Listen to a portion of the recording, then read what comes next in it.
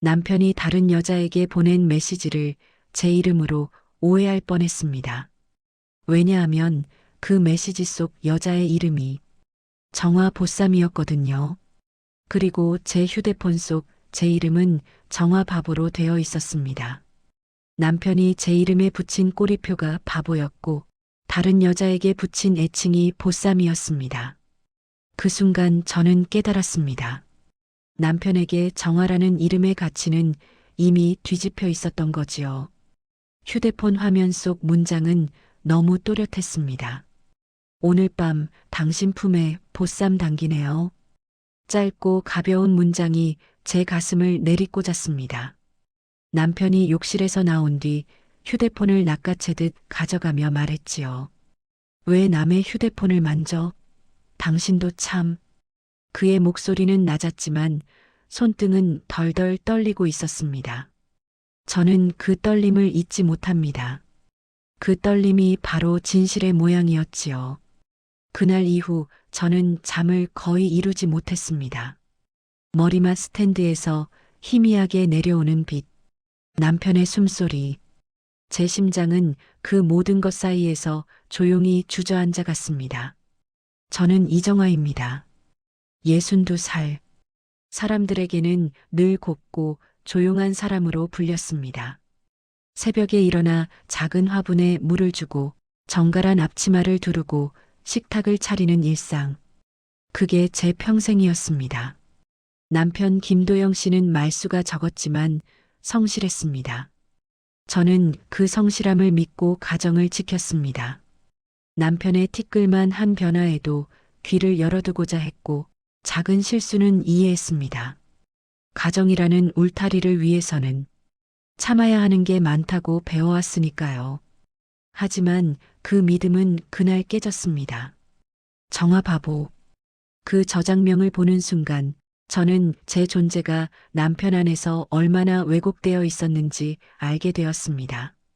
저라는 사람은 그의 삶에서 언제부터인지 당연한 것, 그리고 편한 것으로 굳어져 있었던 겁니다. 저는 남편의 변화를 조금씩 느끼고 있었습니다. 퇴근 후 곧장 집으로 오던 사람이 갑자기 회식이 잦아졌다고 말하고 어느 날엔 폭이 좁은 타이 대신 새로운 패턴의 타이를 메고 나가더군요. 그런 적 없었는데 말이지요. 저는 그 타이가 불편했습니다. 그 불편함은 맞았습니다. 그 타이는 나중에야 알았지만 그 여자가 골라준 것이었지요. 저녁 식탁에서도 남편은 저를 바라보지 않았습니다. 제가 국을 뜨는 손을 보며 말했지요. 당신은 늘 똑같아. 그 말이 칭찬이 아니었다는 걸 저는 그때 알지 못했습니다. 그는 변하지 않는 사람을 원한 게 아니었습니다. 제가 멈춰 있는 사람이길 바랐던 거지요. 그러던 어느 날이었습니다. 우편함에 꽂힌 서류 한 장, 은행에서 온 대출 이자 안내서, 제 명의의 계좌에서 거액의 이자가 빠져나갔네요. 몸이 굳었습니다. 저는 대출을 받은 적이 없었습니다. 저녁에 조심스럽게 남편에게 물었습니다. 이거 뭐예요? 남편은 눈길도 주지 않고 말했습니다. 집 수리하느라 잠깐 쓴 거야. 당신 몰라서 그래. 그러나 우리는 집을 고치지 않았습니다. 저는 그날 저녁 밥맛을 잃었습니다. 그 이후로 남편의 태도는 더 빨라졌습니다. 샤워할 때 휴대폰을 들고 들어가고 알림이 울릴 때면 손바닥으로 화면을 덮었습니다. 익숙하지 않은 향기가 그의 옷에서 나기 시작했고 그 향기는 제 기억 속 어떤 시간과 닮아 있었습니다. 남편이 제게 사준 적 없는 향수, 그러나 제가 예전에 좋아하던 향이었습니다. 그 향을 남이 좋아하고 있었던 겁니다.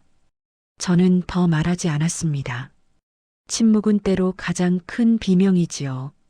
하지만 남편은 그 비명을 듣지 않았습니다.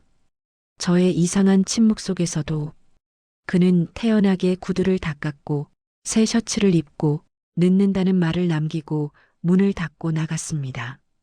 문이 닫히는 소리가 유난히 크게 울렸습니다. 그 소리는 마치 당신의 평온은 이제 끝이다. 라고 말하는 것 같았습니다. 저는 매일같이 흔들렸습니다. 아침 햇빛이 창가에 스며들어도 따뜻하지 않았습니다. 집안의 오래된 시계가 똑딱거리며 시간을 알려줘도 그 시간은 더 이상 제 시간이 아니었지요. 제 일상은 조용히 그러나 확실히 금이 가기 시작했습니다.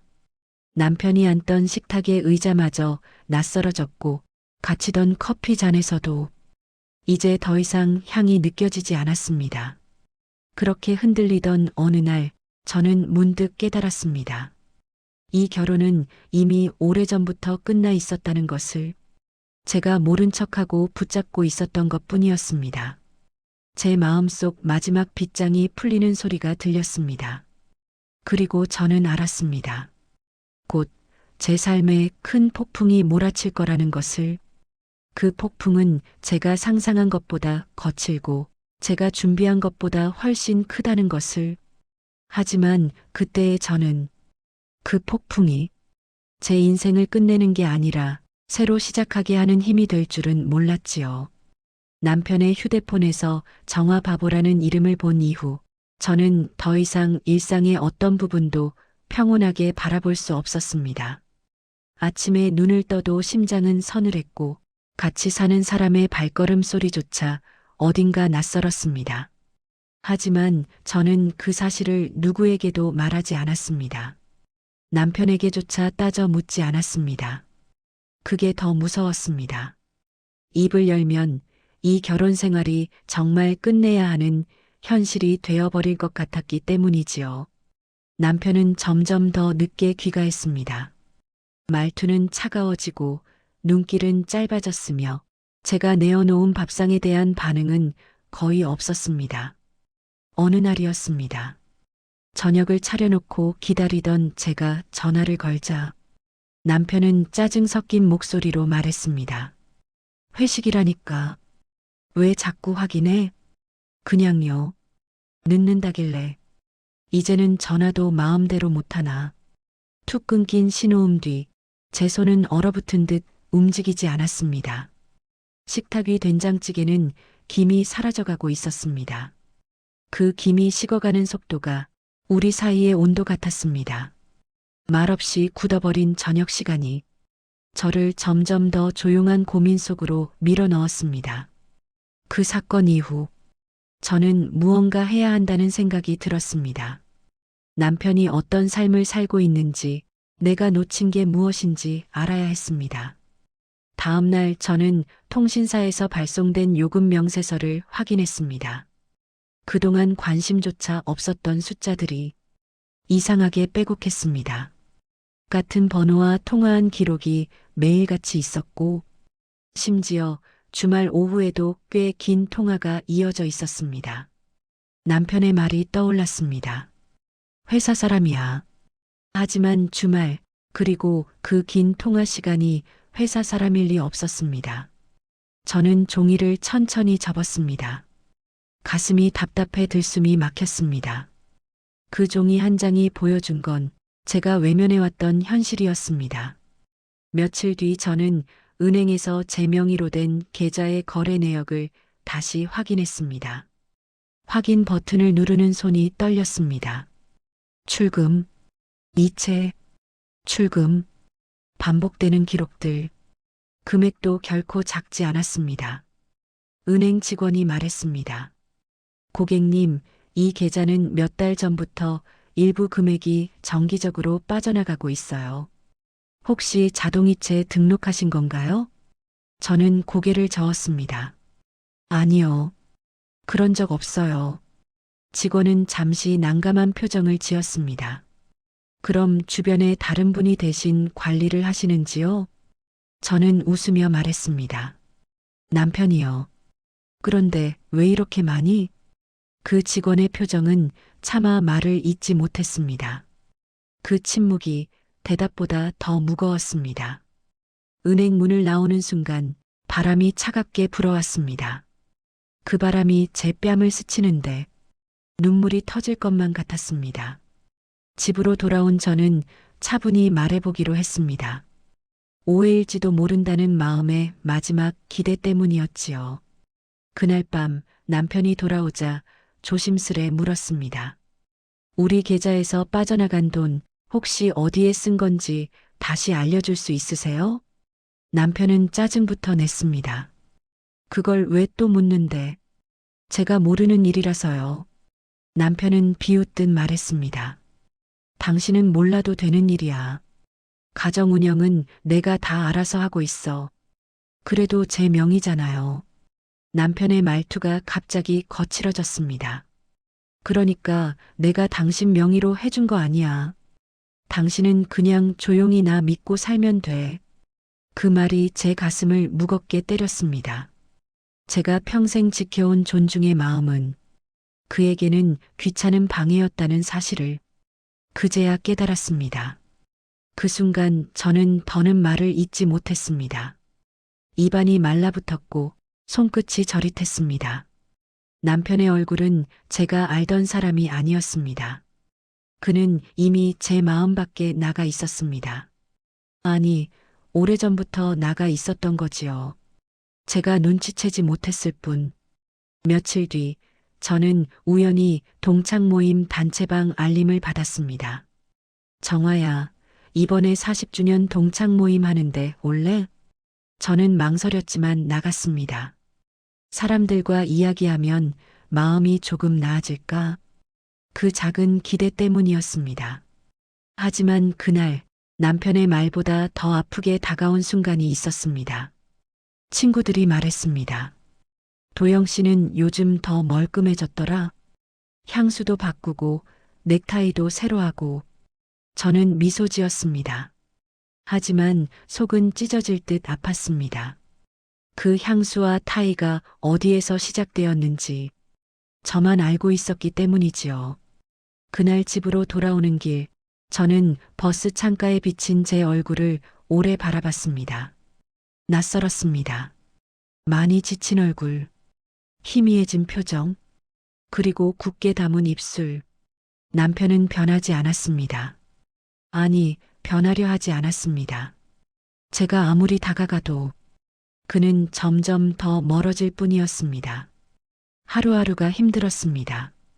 잠을 자도 밥을 먹어도 남편의 숨소리가 곁에 있어도 제 마음은 깊은 밤처럼 어두웠습니다. 그러던 어느 늦은 밤 저는 조용히 속삭이듯 말했습니다. 이대로는 안 되겠어요. 누구에게 들려주지도 않을 목소리였지만 그 소리가 제 귀에 또렷하게 박혔습니다. 저는 알았습니다. 곧 무언가를 결정해야 한다는 것을. 이 결혼이든 제 인생이든 어떤 방식으로든 한 번은 멈추고 돌아봐야 한다는 것을. 그리고 저는 느꼈습니다. 이 고민은 더 깊어질 것이고 그 깊어진 고민 끝에 제가 상상도 못한 선택을 하게 될지도 모른다는 것을. 그 선택은 곧 찾아올 제 인생의 큰 전환점이 될 것이었습니다. 남편과의 갈등은 조용히 그러나 빠르게 깊어지고 있었습니다. 집안 공기는 어딘가 싸늘했고 남편의 걸음은 더 가벼워졌고 저는 더 무거워졌습니다. 저는 매일같이 스스로에게 물었습니다. 내가 뭘 잘못한 걸까? 그 질문이 스스로를 더 올감했습니다. 잘못한 게 없다는 걸 알면서도 평생 참아야 한다고 배운 제 마음이 먼저 움직였습니다. 그러나 그 참음은 위기를 더 크게 만들고 있었습니다. 어느 토요일 밤이었습니다. 남편이 외출 준비를 서둘러 하더군요. 와이셔츠는 새하얗고 구두는 번쩍였고 차림새가 너무 꼼꼼했습니다. 저는 조심스레 물었습니다. 오늘 어디 가세요? 회사 모임인가요? 남편은 짧게 말했습니다. 응, 회식? 그 짧은 말이 유난히 날카롭게 들렸습니다. 저는 용기를 조금 냈습니다. 요즘 너무 자주 있으셔서요. 남편은 갑자기 손목 시계를 탁 닦으며 말했습니다. 누구 허락받고 나가냐? 나도 좀 숨 쉬고 싶어. 그 말은 칼끝 같았습니다. 저는 말문이 막혔습니다. 입술만 떨렸습니다. 남편은 그 모습을 못 본 척하며 현관문을 닫고 나갔습니다. 남편의 차 소리가 멀어지는데 이상하게 안도감이 느껴졌습니다. 그게 더 슬펐습니다. 함께 있는 것보다 혼자 있는 게 편해져 버린 현실이. 그날 밤 저는 식탁에 놓인 두 벌의 수저를 가만히 바라보다가 하나를 서랍에 넣었습니다. 그 단순한 움직임이 우리 관계에 남은 온기를 지워버리는 느낌이었습니다. 저는 이대로는 안 되겠다는 생각에 조용히 문제를 해결해 보려 했습니다. 다음 날 남편이 좋아하던 묵은지찜을 만들었습니다. 상에 올리고 말했습니다. 당신 좋아하던 거예요. 남편은 수저를 들지도 않고 말했습니다. 입맛 없어. 일어나. 그 짧은 말에 제 손끝이 멈췄습니다. 그가 좋아하던 음식조차 이제는 저에게서 벗어나고 싶어 한다는 의미 같았습니다. 며칠 뒤 저는 결심했습니다. 이런 식으로는 안 된다고요. 조용한 저녁 시간 남편이 TV를 보던 중 저는 말을 꺼냈습니다. 요즘 우리 사이가 좀 멀어진 것 같아요. 남편은 채널을 넘기며 말했습니다. 괜히 별것 아닌 걸로 예민해지지 마. 별것 아닌 게 아닌 것 같아서요. 남편은 리모컨을 내려놓고 저를 바라봤습니다. 그 눈빛이 너무 차가웠습니다. 그래서 뭐? 따지고 싶어? 당신이 뭘 안다고. 저는 침묵했습니다. 말하면 더 망가질 것 같았습니다. 그 침묵이 남편에게는 내가 이긴다는 신호였던 것 같습니다. 그는 의자를 밀치듯 일어나 문을 닫고 방으로 들어갔습니다. 문이 닫힌 뒤 저는 그 자리에 그대로 앉아 있었습니다. 제 귀에는 아직도 남편의 말투가 남아 있었습니다. 그 말투 속엔 저에 대한 애정도 존중도 없었습니다. 저는 결국 언니에게 전화를 걸었습니다. 결혼 이후 처음으로 제 이야기를 털어놓았습니다. 언니는 한숨을 쉬며 말했습니다. 정화야, 그냥 조금만 참아. 남자들 원래 그래. 그 말은 의도와 다르게 저를 더 고립시켰습니다. 참아라는 말은 제가 이미 수십 년 동안 해온 말이었습니다. 저는 조용히 전화를 끊었습니다. 언니도 친구도 누구도 제 위기를 대신 해결해 줄 수 없다는 걸 뒤늦게 깨달았습니다. 며칠 후 우리 집 경조사 단체방에 남편이 멋들어진 사진을 올렸습니다. 넥타이, 셔츠, 구두 모두 새 것. 그리고 그 밑에 적힌 한 문장. 요즘 조금 더 멋내고 살려고 합니다. 친구들은 멋있다, 젊어졌다고 말했습니다. 저만 그 사진의 의미를 알고 있었습니다. 그 옷들이 그 여자가 사준 것이었다는 것을. 그 시절 기억이 피처럼 올라왔습니다. 저는 단체방을 조용히 나왔습니다. 손이 떨렸습니다. 이제 남편은 가정이라는 안전망을 조금도 의식하지 않는다는 것이 확실해졌습니다. 저는 그날 아주 깊은 절망을 느꼈습니다. 마치 제 삶의 바닥을 손으로 직접 만지는 느낌이었습니다. 어디를 봐도 출구가 없었고 누구에게도 기대고 싶지 않았습니다. 그러나 이상하게도 그 절망 속에서 아주 작은 단서가 떠올랐습니다. 그날 밤 옷장을 정리하다 오래된 미싱박스를 발견했습니다. 20살 때 사두었던 그것. 결혼 후 단 한 번도 꺼내보지 않았던 그것. 저는 박스를 조심스레 열었습니다. 미싱의 차가운 금속이 스탠드 조명 아래에서 아주 작게 빛났습니다. 그 빛이 제 마음속 어느 구석을 두드렸습니다. 아주 오래전 제가 무언가를 만들고 싶어 하던 시절의 기억. 아무도 알아주지 않았지만 저만은 알고 있던 제 꿈. 그 꿈이 미약하게나마 손을 흔들고 있었습니다. 저는 세상에서 가장 조용한 목소리로 말했습니다. 나 뭔가 다시 시작해야겠어요. 울컥 올라오는 감정을 눌러 담았습니다. 그 결심이 너무 가볍게 흔들릴까봐 숨조차 조심스러웠습니다. 하지만 저는 알았습니다. 그날 밤 그 조용한 한마디가 앞으로 제 인생을 완전히 바꾸는 첫 번째 문장이 될 것이라는 것을, 그리고 저는 이제 절망의 끝에 서 있는 것이 아니라 어쩌면 새로운 길의 초입에 서 있다는 것을 느꼈습니다. 미싱박스를 연 그날 밤부터 저는 조용히 그러나 확실히 변하기 시작했습니다. 남편과의 갈등은 여전히 진행 중이었지만 그 갈등 속에 묻혀 살고 싶지 않았습니다. 저는 제 인생을 되찾기 위한 아주 작은 발걸음을 내딛었습니다. 그 첫걸음이 제겐 반격이었습니다. 남편에게가 아니라 제 절망에게 하는 반격, 저를 무너뜨린 마음의 그림자에게 하는 반격. 다음 날 아침 저는 부엌 테이블 위에 미싱을 올려놓았습니다. 남편이 출근하면서 잠시 그것을 보더군요.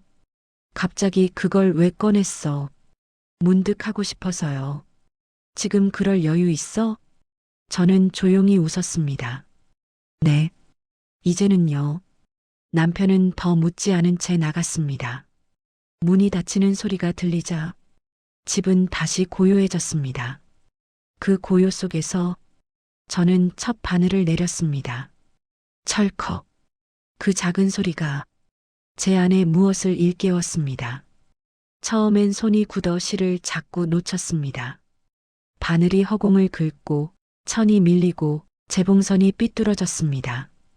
그러나 신기하게도 마음은 단단해져 갔습니다. 나 다시 해보자. 그 마음이 하루 종일 제 곁에 있었습니다.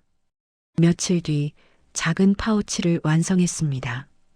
결이 조금 삐뚤고 지퍼도 완벽하지 않았지만 제가 만든 첫 작품이었습니다. 저는 그걸 들고 근처 시장에 갔습니다. 단골 반찬 가게 아주머니가 말했습니다. 어머, 이거 정화 씨가 만든 거예요? 네. 그냥 연습 삼아요. 예쁘네. 누가 보면 사겠어. 그 말은 칭찬 이상의 의미였습니다. 저는 오래 잊고 있었던 감정을 느꼈습니다. 내가 만든 것을 누군가가 좋게 봐주는 감정. 그 감정은 꽤 오랜 시간 저를 비켜갔던 것이었습니다.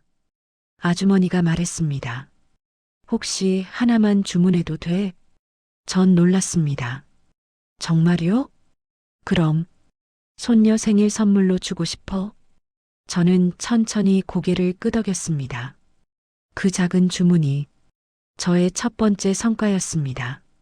집에 돌아오니 아들이 와 있었습니다. 남편은 없었고 아들은 주방에 앉아 미싱을 만지작거렸습니다. 엄마, 이거 다시 하는 거야?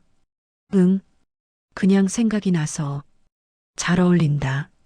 어릴 때 많이 만들었잖아. 그 말에 가슴이 따뜻해졌습니다. 아들은 제 손목 위에 작은 상처를 보고 말했습니다. 천 때문에 베었어? 응. 오랜만이라 그런가 봐. 아들은 제게 반창고를 붙여주며 말했습니다. 엄마, 뭔가 하고 싶어서 하는 거면 응원할게.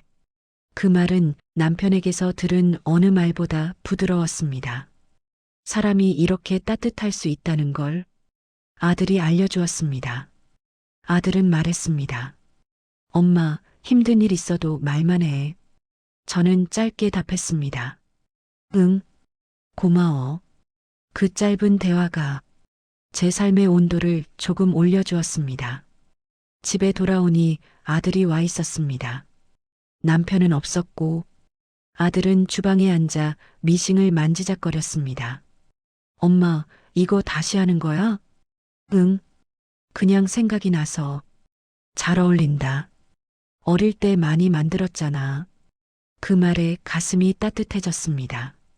아들은 제 손목 위에 작은 상처를 보고 말했습니다. 천 때문에 베었어? 응. 오랜만이라 그런가 봐. 아들은 제게 반창고를 붙여주며 말했습니다. 엄마, 뭔가 하고 싶어서 하는 거면 응원할게. 그 말은 남편에게서 들은 어느 말보다 부드러웠습니다. 사람이 이렇게 따뜻할 수 있다는 걸 아들이 알려주었습니다. 아들은 말했습니다. 엄마, 힘든 일 있어도 말만 해. 저는 짧게 답했습니다. 응, 고마워. 그 짧은 대화가 제 삶의 온도를 조금 올려주었습니다. 주문받은 파우치를 만들기 위해 저는 재봉실과 지퍼를 사러 동네 부자재 가게에 갔습니다. 가게 주인 아주머니는 제 나이를 보며 물었습니다. 취미로 하세요? 네, 오랜만에 다시 해보는 거예요. 잘하실 것 같은데요. 손이 반듯해요.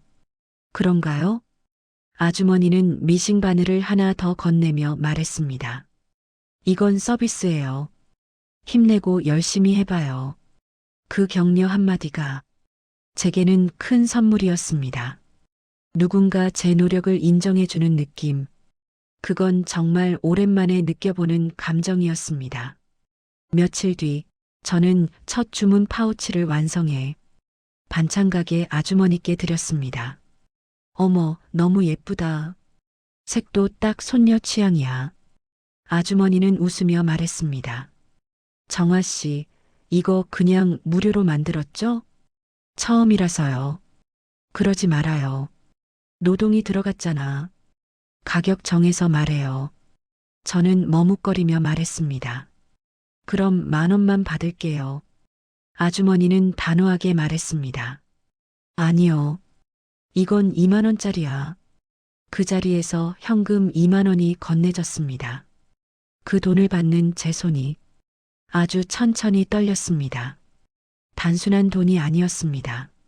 누군가 제 손재주에 값을 매긴 것이었습니다. 제가 다시 사람으로 존중받은 순간이었습니다. 집으로 돌아오는 길, 주머니 속 사각거리는 지폐가 이상하게도 제 심장을 따뜻하게 감싸주었습니다. 그 따뜻함이야말로 제 반격의 첫 증거였습니다.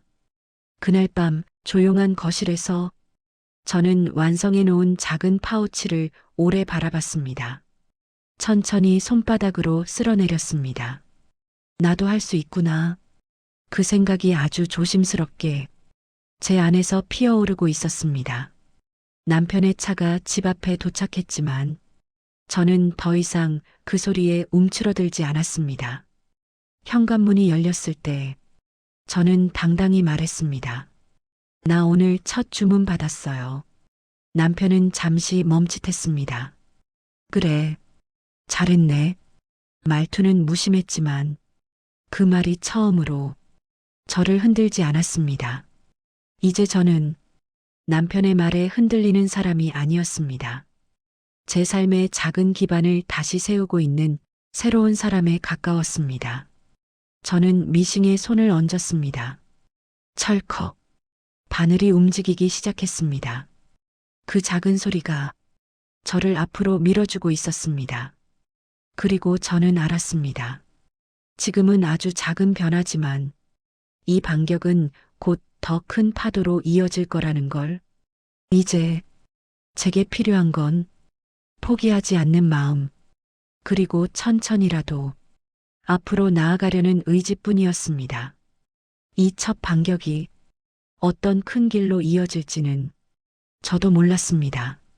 하지만 저는 이미 뒤돌아가지 않을 준비가 되어 있었습니다. 첫 주문을 받고 미싱 앞에 앉던 그 며칠 동안 저는 오랜만에 제 삶이 조금씩 나아지고 있다고 느꼈습니다. 바늘이 움직일 때마다 마음이 고요해졌고 집안에 스며든 남편의 무거운 기운도 어느 정도는 견딜만 했습니다. 하지만 세상 일은 늘 그렇듯 조금 괜찮아졌다 싶을 때 더 큰 파도가 밀려오더군요. 그 파도는 남편이었습니다. 어느 저녁 저는 미싱 작업이 잘 풀려 기분이 좋았습니다. 작은 포트커버 2개를 완성했고 주문도 하나 더 들어왔습니다. 거실을 정리하며 천을 접고 있는데 문이 갑자기 쾅 닫혔습니다. 남편이 들어왔습니다.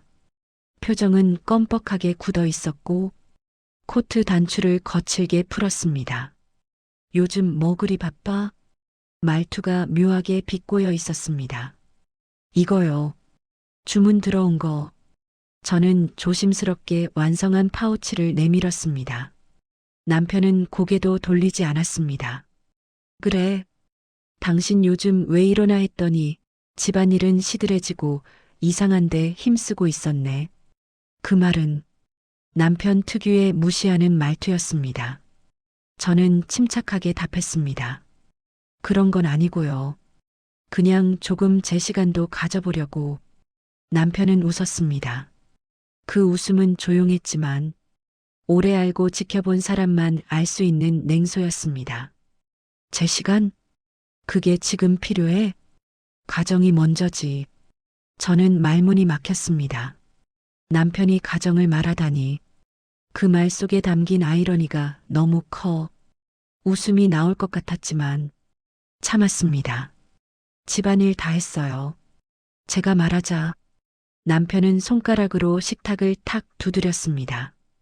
됐고, 당신 요즘 분위기가 마음에 안 든다. 그 말, 그 순간 저는 알았습니다.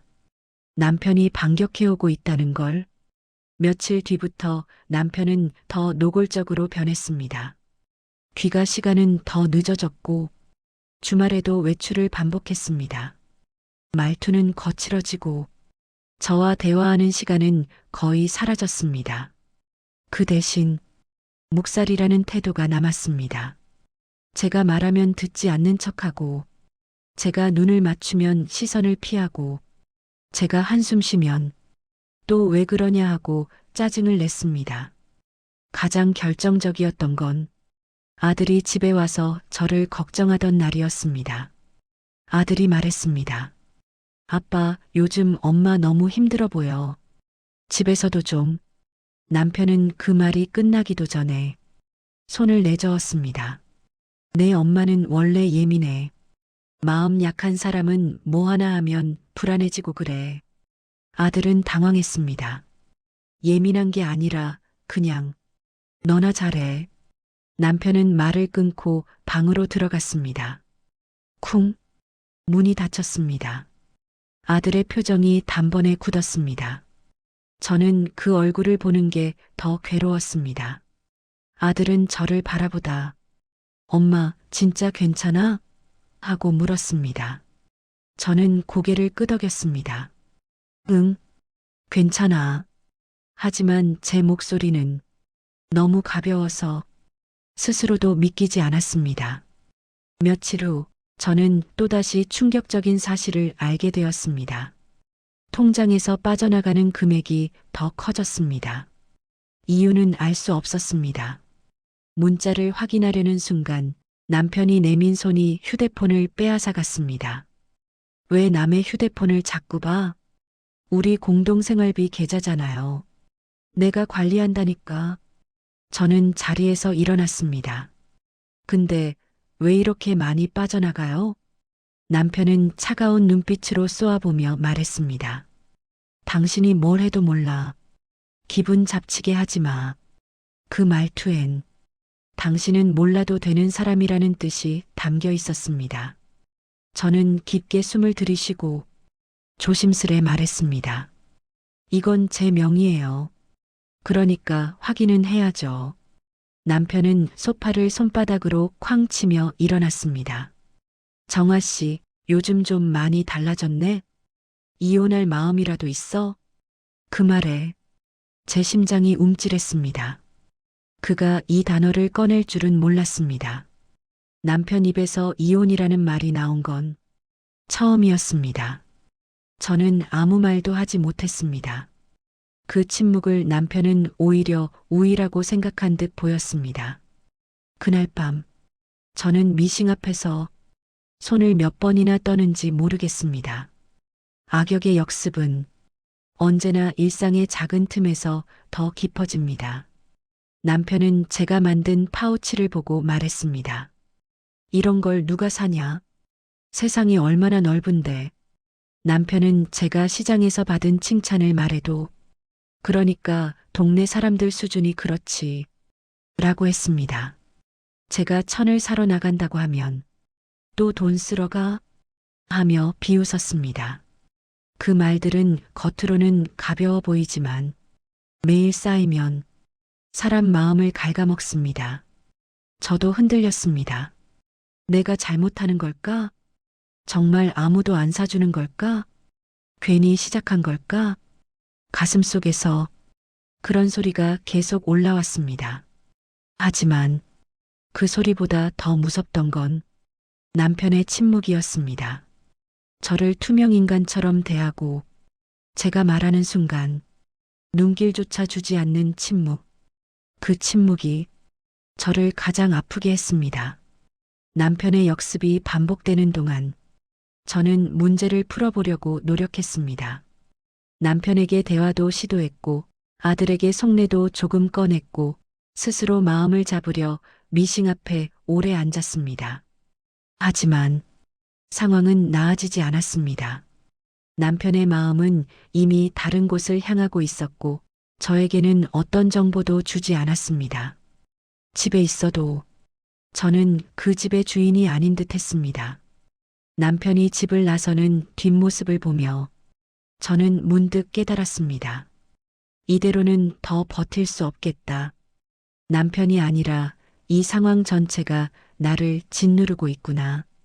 해결은커녕 갈등은 더 깊어지고 관계는 회복되지 않았습니다. 오히려 더 멀어졌습니다. 하지만 그 절망 속에서도 아주 작게 한 가지 생각이 떠올랐습니다. 내가 해야 할 건 이 집에 매달리는 게 아닐지도 모른다. 그 생각은 아직 작고 흐릿했지만 결국 제 인생을 흔드는 결정적인 방향이 되었습니다. 저는 미싱 바늘을 살짝 눌렀습니다. 또 한 번의 찰컥 소리, 그 작은 소리가 흔들리는 제 마음을 붙잡아 주었습니다. 하지만 동시에 이 소리만으로는 더 이상 상황을 바꿀 수 없다는 것도 깨달았습니다. 이제는 더 큰 결심이 필요했습니다. 그리고 그 결심은 곧 제 인생을 완전히 뒤흔들 겁니다. 남편과의 갈등은 한계에 다다랐습니다. 제가 노력해도 맞춰도 기다려도 남편의 태도는 바뀌지 않았습니다. 오히려 더 노골적으로 멀어졌습니다. 그러던 어느 날 저는 남편의 말 한마디에서 결정적인 변화를 감지했습니다. 정아 씨, 우리 각자 살 길 찾아보는 게 낫지 않겠어? 그 말은 저에게 쫓아내기나 다름없었습니다. 하지만 이상하게도 그 순간 저는 무너지지 않았습니다. 오히려 마음 한 곳이 차갑게 식어갔습니다. 그래, 이제는 나도 행동해야 한다. 그날 밤 저는 결심했습니다. 이 결혼의 진짜 모습을 끝까지 확인하겠다고요. 그리고 그 확인은 생각보다 큰 진실로 이어졌습니다. 먼저 저는 제 명의로 빠져나간 대출과 계좌 이체 내역을 정리했습니다. 종이를 펼칠 때마다 손이 조금씩 떨렸습니다. 내가 왜 이렇게까지 당하고 살았을까? 하지만 그 생각은 금방 단단한 의지로 바뀌었습니다. 저는 모든 자료를 봉투에 넣고 가까운 법률사무소를 찾았습니다. 작고 오래된 건물이었지만 문을 열자 따뜻한 냄새가 났습니다. 책 냄새와 종이 냄새, 그리고 한 사람의 목소리. 정아야? 고개를 들자 고등학교 동창 영자가 서 있었습니다. 그녀는 법무사였습니다. 세월이 지나도 여전한 친구의 눈빛이 제 숨을 조금 가볍게 해주었습니다. 영자야, 나 좀 도와줄 수 있어? 그녀는 제 손을 살짝 잡고 말했습니다. 정아야, 말해봐. 천천히. 저는 그동안 숨겨왔던 이야기를 하나하나 꺼냈습니다. 남편의 외도, 계좌 인출, 모욕적인 말들, 그리고 이혼을 암시하는 말까지. 영자는 조용히 들었습니다. 중간에 끼어들지 않고 그저 제 마음이 다 쏟아질 때까지 기다려 주었습니다. 마지막 종이를 꺼내자 영자는 단호하게 말했습니다. 정아야, 이건 내 잘못이 아니야. 이건 법적으로도 문제가 있어. 그리고 너 혼자가 아니야. 그 말에 저는 눈물이 났습니다. 얼마나 오랫동안 혼자 버티고 있었는지 그제야 실감이 났습니다. 영자는 자료를 빠르게 훑었습니다. 그녀의 눈빛이 점점 날카로워졌습니다. 정아야, 남편이 너 명의로 대출을 받았던 기록. 이건 내 동의 없이 처리된 거야. 법적으로 문제 삼을 수 있어. 저는 숨을 삼켰습니다. 대출. 그 금액이 꽤 컸습니다. 그리고 이체 내역. 이 돈 남편이 사용한 근거가 없네. 영자는 종이를 탁 접으며 말했습니다. 이혼 누가 말 꺼냈다고? 남편이요. 잘 됐다. 그럼 이쪽에서 먼저 준비하자. 그 순간 저는 아주 미세하게 어깨가 풀리는 것을 느꼈습니다. 영자가 말했습니다. 정아야, 내가 얼마나 참아왔는지 나 알아. 하지만 이제는 참지 마. 힘내자. 저는 고개를 끄덕였습니다. 응, 해보자. 며칠 후 영자는 남편에게 연락을 보냈습니다. 재산분할과 불법 대출건으로 관련 내용을 요구하는 문서였습니다. 남편은 퇴근하자마자 거칠게 들어왔습니다. 문을 세게 닫고 저를 향해 소리쳤습니다. 정아 씨, 이게 뭐야? 그의 손에는 문서가 들려 있었습니다. 저는 담담하게 말했습니다. 내가 확인해야 해서요. 남편은 믿을 수 없다는 듯 웃었습니다. 대단하다. 당신이 이런 걸 보낼 줄이야. 누가 시켰어? 저는 침착하게 대답했습니다. 아무도요. 내가 한 거예요. 그 말에 남편의 얼굴이 굳었습니다. 처음 보는 표정이었습니다. 당황, 분노, 두려움이 뒤섞인 얼굴. 정아 씨, 당신이 뭘 안다고. 저는 천천히 말했습니다. 이제는 알고 싶어요. 남편은 손바닥으로 테이블을 쳤습니다. 이혼은 내가 하자 했지.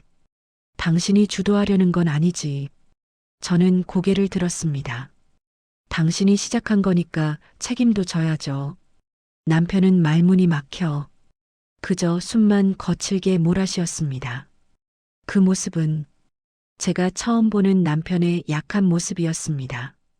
그가 흔들리고 있다는 걸 그때 처음 확실히 느꼈습니다. 며칠 뒤 영자가 분석한 자료 속에서 놀라운 사실이 나왔습니다. 남편이 제 명의로 받은 대출 일부가 외도녀의 계좌로 송금된 것이었습니다. 저는 종이를 쥔 손이 떨렸습니다. 그 금액은 작지 않았습니다. 제 노후 자금, 저의 평생의 수고가 담긴 돈이었습니다. 영자는 말했습니다. 정아야, 이거면 충분해. 이건 명백한 재산 은닉이자 배임이야. 이혼하자고 한 사람도 남편이니까. 우리가 훨씬 유리해. 저는 숨을 크게 들이마셨습니다. 그러나 마음은 이상하게도 무겁지 않았습니다. 오히려 확실한 길을 찾은 듯 했습니다. 며칠 후 남편은 다시 분노에 찬 얼굴로 집에 들어왔습니다. 그러나 이번엔 그의 말투가 달라져 있었습니다. 정아 씨, 이건 좀 오해가. 저는 조용히 말했습니다. 오해면 법으로 풀면 되죠. 남편은 말을 잇지 못했습니다. 그 침묵이 제가 그동안 견뎌온 모든 모욕을 대신 씻어주는 듯 했습니다. 저는 그에게 천천히 등을 돌리고 미싱 앞에 앉았습니다. 바늘이 내려가는 소리가 집안을 울렸습니다. 철컥, 철컥. 남편은 그 소리를 들으며 아무 말도 하지 못했습니다. 저는 속으로 말했습니다. 이제 시작이다. 내 인생은 이제야 반전한다. 그리고 그 반전은 제가 예상한 것보다 훨씬 크게, 훨씬 빨리 다가오고 있었습니다. 남편의 불법 대출과 송금 내역이 발견된 날 이후 제 마음은 이상하리만큼 조용해졌습니다. 화도, 분노도 슬픔도 거의 사라지고 그저 현실을 또렷하게 바라보는 눈만 남았습니다. 그때는 몰랐습니다. 이 싸움 뒤에 또 하나의 숨겨진 진실이 기다리고 있을 줄은. 그 진실은 저와 남편을 완전히 갈라놓았고 동시에 제 삶을 새로운 길로 이끌었습니다. 영자가 정리한 자료를 토대로 남편의 재산 상황을 더 깊게 확인해야 했습니다. 법적으로 필요한 절차였고 저를 위해서도 꼭 해야 하는 일이었습니다. 며칠 후 영자가 제게 전화했습니다. 정아야, 남편 이름으로 된 계좌 하나가 더 있어. 그런데 이상한 거래가 있어. 그 말에 제 손에 들린 수저가 가볍게 흔들렸습니다. 이상한 거래? 응. 당신 명의로 받은 대출 중 일부. 외도녀뿐 아니라 남편 어머니 병원비로도 빠져나갔어. 저는 숨을 삼켰습니다. 병원비? 영자는 조심스럽게 말했습니다. 정아야, 내가 알았어야 하는 건데. 남편이 몇 달 전부터 어머니 병세를 숨기고 있었어. 그리고 그 비용을 은근슬쩍 당신 계좌에서 써온 거야. 머리가 멍해졌다. 숨이 깊게 들어오지 않았다. 남편이 제 돈을 외도녀에게 쓴 것도 상처였지만 저 모르게 시어머니 병원비까지 제 돈으로 처리했다는 사실은 또 다른 충격이었다. 다만 그 병원비가 남편에게도 부담이었겠다는 생각이 잠깐 스쳤습니다. 그러나 바로 이어진 영자의 말이 그 짧은 동정을 모두 지워버렸습니다. 문제는 병원비 금액이 실제 비용보다 훨씬 많다는 거야. 저는 눈을 들었습니다. 많다고? 응. 병원비보다 훨씬 더 많이 빠져나갔어. 게다가 사용처가 불명확해. 이제 모든 퍼즐 조각이 맞춰졌다. 병원비는 핑계였고 남편은 의도적으로 제 계좌를 길게 빼먹고 있었던 거였다. 그제야 남편이 그동안 보였던 행동들이 하나씩 이해되기 시작했다. 차가운 말투, 빠르게 끊어내려는 대화, 투명인간 취급, 늦은 귀가, 비용 관련 책임 회피, 저를 밀어내고 제 돈만 가져가려는 사람이었다. 그날 저녁 남편이 귀가하자 저는 용기를 내 말했습니다. 혹시 어머님 병원비 때문에 힘들었어요? 남편은 순간 멈춰섰습니다. 신발도 벗지 않고 저를 바라봤습니다. 그걸 왜 내가 알아? 저는 조용히 말했습니다. 영자통에서 들었어요. 남편의 눈빛이 흔들렸다. 잠시 후 그는 소파에 주저앉았습니다. 처음 보는 표정이었다. 분노도 비웃음도 아닌 낙담한 얼굴. 그는 낮게 말했습니다. 말 못했어. 나도 버거웠어. 저는 침착하게 물었습니다. 그럼 왜 제게 말하지 않았어요? 말하면 당신이 날 얼마나 원망하겠어. 그 말 속에는 자기 합리화가 묻어 있었다. 어쩌면 그의 진심 일부도 있었겠지만 그 말이 그의 행동을 정당화할 수는 없었다. 저는 눈을 들어 말했습니다. 그래도 저를 속일 이유는 아니었어요. 남편은 고개를 숙였고 한동안 아무 말도 하지 않았다. 그 침묵 속에서 저는 확실하게 느꼈다. 우리 관계는 이미 끝나 있었다. 그때 남편이 덧붙인 말은 또 다른 진실을 품고 있었다. 정아 씨, 사실 그 여자도 지금 내 곁에 없어. 저는 눈을 깜빡였습니다. 없다고요? 응. 대출 문제 터지고 그 여자가 날 버렸어. 그제야 남편의 최근 어긋난 행동이 모두 설명됐다. 늦은 귀가의 진짜 이유. 집에 들어올 때마다 짜증내던 표정. 저에게 의존하려는 비틀린 말들. 그는 모든 걸 잃고 마지막 안전한 곳이라 생각한 저에게 돌아오려 하고 있었다. 하지만 그렇다고 해서 그가 저를 다치게 했던 사실이 지워지는 건 아니었다. 며칠 뒤 영자와 남편이 직접 만나 서류 검토를 진행했다. 저는 옆에서 조용히 바라보고 있었다. 영자는 날카롭고 분명한 목소리로 말했다. 이 거래 내역은 정화 씨 동의 없이 진행된 거예요. 그리고 이 금액들은 병원비와 상관없이 빠져나갔습니다. 원금 이자료 전부 돌려받을 수 있습니다. 남편은 고개를 떨구었다. 내가 잘못했어. 영자는 단호하게 말했습니다. 늦었어요. 사과는 책임 다한 후에 하세요. 남편은 제게도 말했습니다. 정화 씨, 정말 미안해. 내가 너무 멍청했어. 저는 고개를 끄덕였습니다. 사과 고맙습니다. 하지만 돌이킬 수는 없어요. 남편은 입술을 깨물었습니다. 그 순간 저는 오랜 인내가 마침내 끝났다는 걸 느꼈습니다. 며칠 뒤 영자에게 연락이 왔습니다. 남편의 재산 일부에 대해 법적으로 정당한 분할을 받을 수 있게 되었다는 소식이었다. 추가 위자료와 불법 인출금까지 포함하면 총 8천만 원. 그 금액은 제가 다시 일어설 수 있는 큰 기반이 되었다. 저는 전화를 끊고 한참 동안 미싱을 바라보았습니다.